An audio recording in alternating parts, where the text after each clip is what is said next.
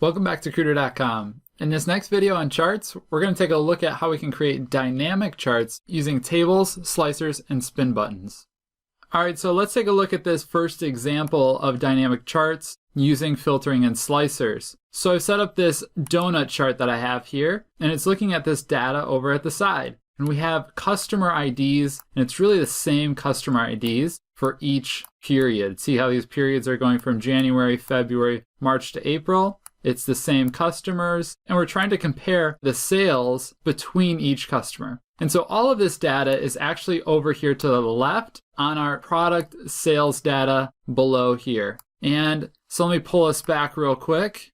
And here's the thing. So let's select this chart. You can see that I have 530 once, twice, 3 times, 4 times. So these customer numbers are getting repeated each period. So we don't want to look at the data like that. We want to then filter down to one period at a time. So look at this first one. Well, this first one, this customer had no sales, and same with the other one. While this customer had quite a bit of sales in that month. But let's go on over to period 2, which would be February, and so forth for period 3.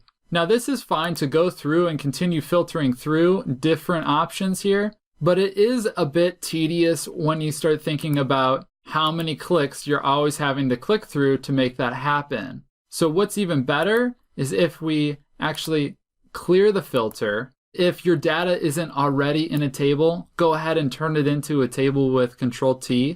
And mine's already in a table format. So I'm just going to go to the Design tab on the ribbon for my table tools, and then insert a slicer.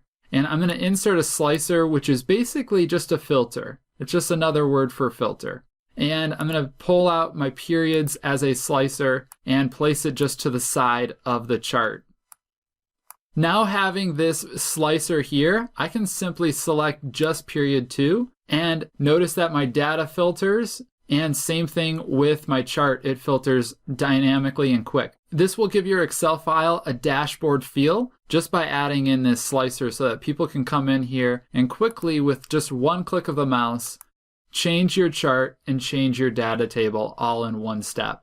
Now for this next example for dynamic charts, I'm going to use a spin button. And this spin button, if you don't already have access to the developer tab on your ribbon, you're going to want to go to the File tab, and then you want to go down to Options, and Excel will bring up this big Excel Options dialog box. And you're going to want to say, I want to customize my ribbon. There's a bunch of options in here. If you've never played around in here, you can kind of peek around and see what other things Excel is capable of. But what we're in here for is over on the right side of the dialog box underneath Customize the Ribbon. You'll see all the different tabs that you have: Home, Insert, Page Layout. But you might not have this checked. It's usually by default checked off, so all you need to do is check it back on and then hit OK.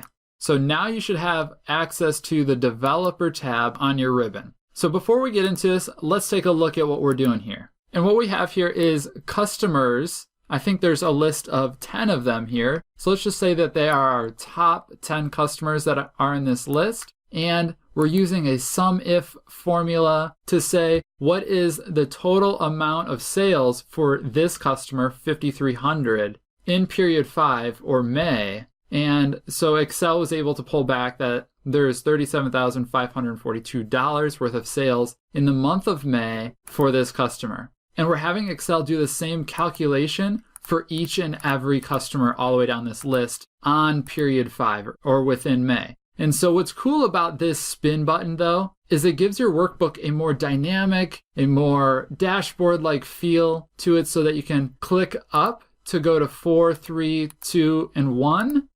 And when you're doing that, it's updating this value, which is connected to the SUMIF formula. So the SUMIF formula is now looking for all of the sales in period 1 for the list of customers here. So that's why all of the formulas here are updating. And then when you look at your chart, that's the data that the chart is displaying. So when you change it to 2, all of these values change, and therefore the donut chart updates and the clustered columns chart updates as well. Now this is actually really basic to make, so I'm going to right click on this element, then I'm going to left click, and then I'm going to hit delete to get it out of there. Now I have to manually change this if I wanted to. I could switch this to 3 or to 4 or to 5 or whatever period I want to see, but that's not as cool. So let's put in this spin button, and let's pop into the developer tab on the ribbon and come into this insert button and drop it down. There's two sets of controls. There's form controls and there's ActiveX controls.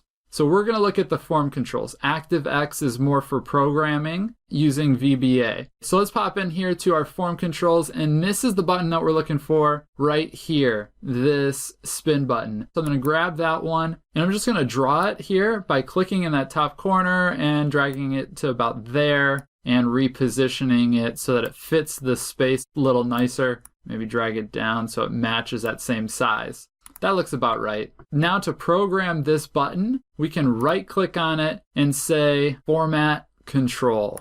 So then Excel will give us this dialog box, which is Format Control. And there's a bunch of tabs on here. And what we're looking for is the Control tab. And so Excel will ask, hey, what do you want the current value to be? And let's just change this to 5 right now, because that's what we have over here. And the minimum value, well, let's think about what we're doing with this. We're trying to rotate through, or almost spin through, all of the periods in a year, which is January through December, or 1 through 12. So the minimum is going to be 1, and the maximum is going to be 12, January through December. And then each time you click this button, how do you want it to be incremented? Well, we just want it to go by 1. So it'll go 1, 2, 3, 4, 5, all the way to 12. And what is the cell that we want to link it to therefore show the result? Well, that's easy. That's the one right here showing 5.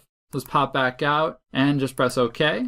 And then now when we click it, now you can see you've just set up your first spin button. And notice that when you go all the way down to 1, you can't go down any further. I can hit the down arrow, but it won't let me go any further. Let me change this to 11 just to get me close to 12. If I go up, I can't go past 12. Now that wraps it up for dynamic charts.